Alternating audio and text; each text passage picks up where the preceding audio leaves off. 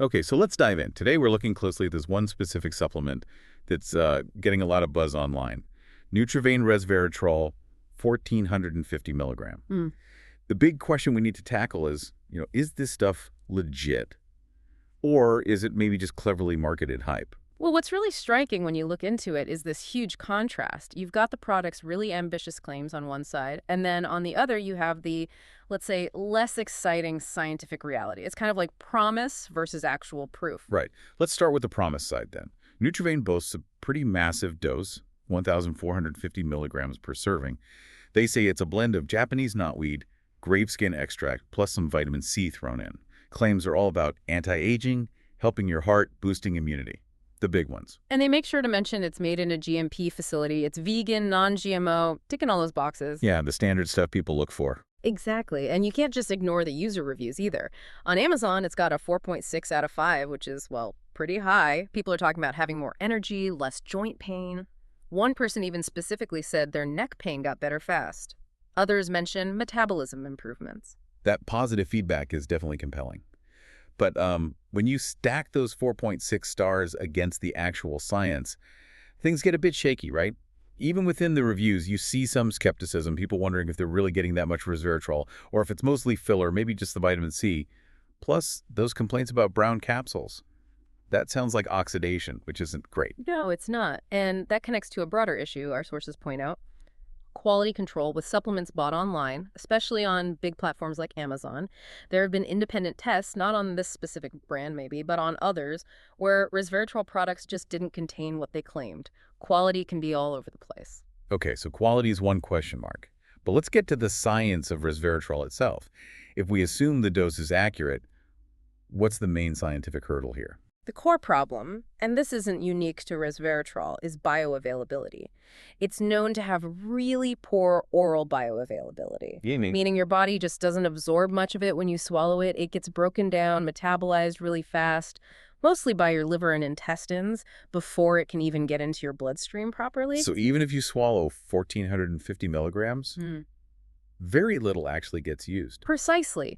The amount that actually reaches your plasma, your blood, might only be in the micromolar range, tiny amounts. And crucially, those levels are often way, way lower than the concentrations used in lab studies, in vitro studies, that show those exciting anti-aging or other effects. So the lab results look great, but they're using doses you just can't achieve by swallowing a pill. In many cases, yes, it's a classic problem translating lab bench results to real-world human effects through oral supplements. That makes you wonder about safety too, especially with such a high dose floating around, even if it's not well absorbed. That's a valid concern. Now, clinical trials using up to maybe 1,000 milligrams daily seem generally okay, mostly causing some mild stomach upset, like GI discomfort. But, and this is important, there are potential risks with high doses. Resveratrol might inhibit certain enzymes in your liver, the CYP enzymes. Okay, wait. CYP enzymes. What do they do? Think of them as your body's main detoxification machinery. They process a huge number of medications. So if high-dose resveratrol messes with them, it could potentially change how other drugs work in your body. Particularly concerning is the interaction with blood thinners like warfarin. It could amplify their effect. That sounds risky. It can be. And honestly, the long-term effects of taking such high doses consistently, we just don't have much data on that. It's largely unknown territory. Okay, let's circle back then. We had these user reports, more energy, that person with the neck pain relief. If the science says absorption is terrible, what could be causing those effects people feel?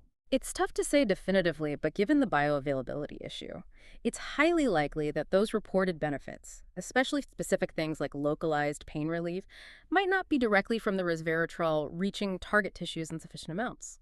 The placebo effect is incredibly powerful. If you believe something will help, sometimes you genuinely feel better.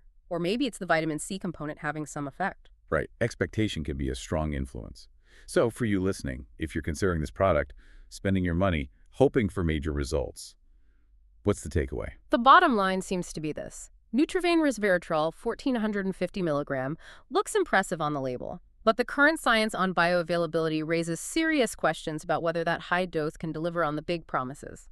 Plus, you have potential quality control variances. Our advice: be cautious. Definitely talk to your doctor first, especially if you're on any other medications, particularly blood thinners. And if you do decide to try it, pay close attention. Monitor how you feel, any effects, any side effects. Manage your expectations. That makes sense. And it leaves us with a final thought for you to chew on. Considering the absorption issues and the unknowns with high-dose resveratrol, does it really make sense to chase these megadoses? Or might your efforts and money be better spent looking into lower, potentially more reliably absorbed doses, or maybe even shifting focus entirely to other compounds with stronger human evidence behind them? Something to think about.